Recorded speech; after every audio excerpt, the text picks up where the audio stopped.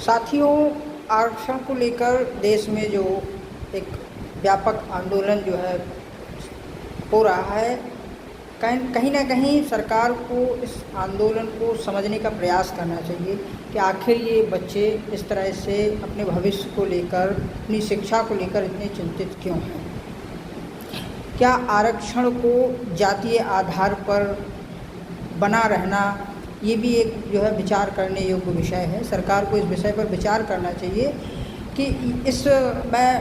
बाबा साहब डॉक्टर भीमराव अंबेडकर जी के ही स्टेटमेंट को कोट करता हूँ यहाँ पे। उन्होंने खुद ये कहा था कि आरक्षण केवल 10 साल के लिए होना चाहिए, 10 साल के बाद मैं इसे स्वयं जो है समाप्त कर दूँगा। लेकिन अब बात यहाँ 10 साल से ऊपर निकल गई है। 1947 में जो है हमारा संविधान, 1947 में देश आज़ाद हुआ, 48-49 में हमारा संविधान बना, लागू हुआ, तो तब से लेकर अभी तक काफ़ी समय हो गया है। तो इस आरक्षण को जातीय आधार पर हटा देना चाहिए और कहीं ना कहीं आर्थिक आधार पर जो है सरकार को उन ऐसे समाज के जातीय आधार पर हों या जो है समाज के जो पिछड़े, दलित, वंचित, मध्यम वर्गीय जो लोग हैं उनको आर्थिक स्तर पर उनको जो है आरक्षण देने के लिए एक व्यापक कमेटी या फिर एक जो है व्यापक एक जो है ऐसी व्यवस्था लागू करनी चाहिए कि जिससे जो आर्थिक रूप से कमज़ोर, हाशिए पर खड़ा जो है शिक्षक, विद्यार्थी है या समाज का जो तबका है, आखिर उस तक इस आरक्षण का जो है लाभ पहुँचे कहीं ना कहीं। तो मैं सरकार से यही अनुरोध करता हूँ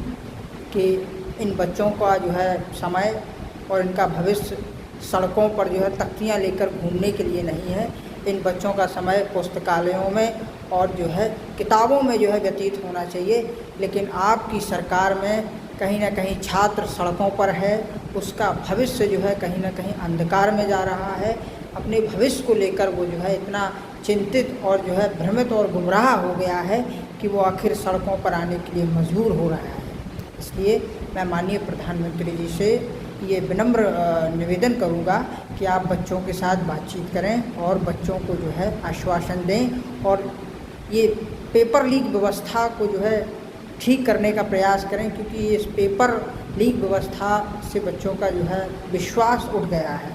कहीं ना कहीं बच्चों को पेपर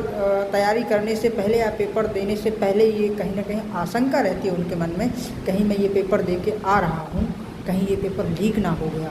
कहीं ये पेपर लीक ना हो जाए तो मेरी 3 साल 4 साल की जो मेहनत है वो बेकार चली जाएगी और एक मध्यम वर्गीय बच्चे के पास उसकी मेहनत के अलावा कुछ नहीं है।